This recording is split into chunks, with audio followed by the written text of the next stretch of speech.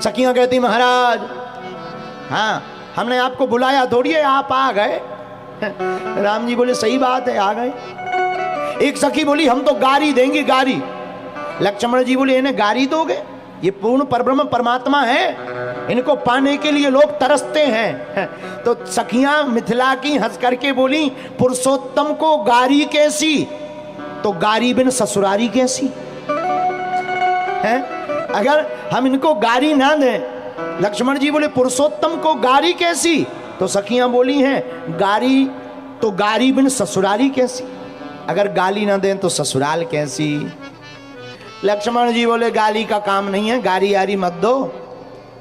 सखियां बोली गारी ही मिलेंगी, ससुरारी में रहोगे तो गारी ही खाओगे।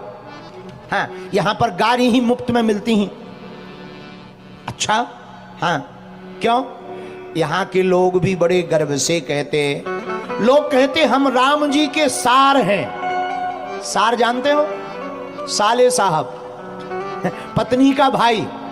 मिथिला के लोग कहते हम राम जी के सार हैं, सार हैं। बताओ हम राम जी के सार हैं और राम जी संसार के सार हैं। जो राम जी संसार के सार हैं, मिथिला के वासी कितने गौरवान्वित हैं अपने आप में कि जो संसार के सार हैं उनके भी सार हैं। धन्य है यहाँ के लोग, राम जी संसार के सार हैं, पर मिथिला के वासी तो राम जी के भी सार हैं। बोलो जय सिया राम। यहाँ की सखियां कहती अरे धरी ध्यान सुनो धनुधारी गारी मिथिला की, धरी ध्यान सुनो धनुधारी गारी मिथिला की, श्री रघुबर अवध बिहारी गारी मिथिला की। अच्छा पहली गाली क्या दी?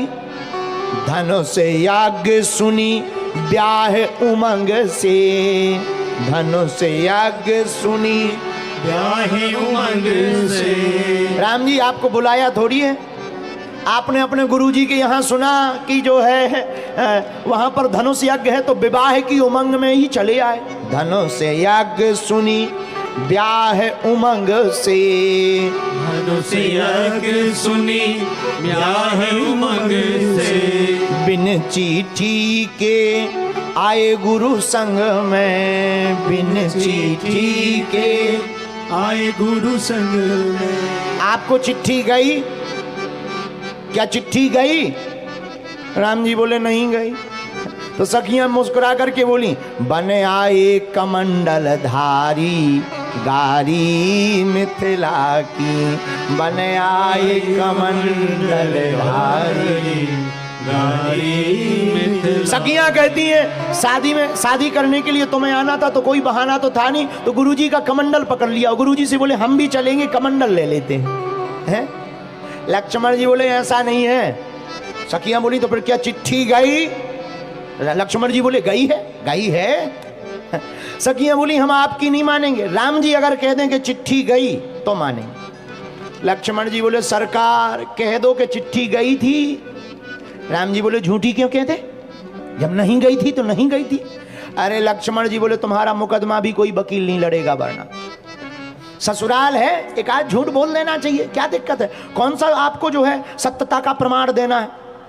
झूठी तो बोलना है, ससुराल में तो झूठ चलता है। कह दो गई थी चिट्ठी। राम जी बोले हम नहीं बोलेंगे। क्यों? क्योंकि एक बार झूठ बोलेंगे तो वो पूछेंगी चिट्ठी बताओ, तो दूसरा झूठ बोलना पड़ेगा।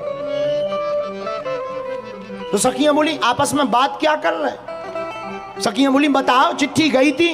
राम जी सखियों से बोले नहीं गई थी चिट्ठी, नहीं गई थी चिट्ठी। लक्ष्मण जी बोले क्या बोले? तो धीरे से राम जी बोले नहीं गई थी चिट्ठी। सखियां बोली क्या हुआ? लक्ष्मण जी बोले कह तो दिया गई थी चिट्ठी।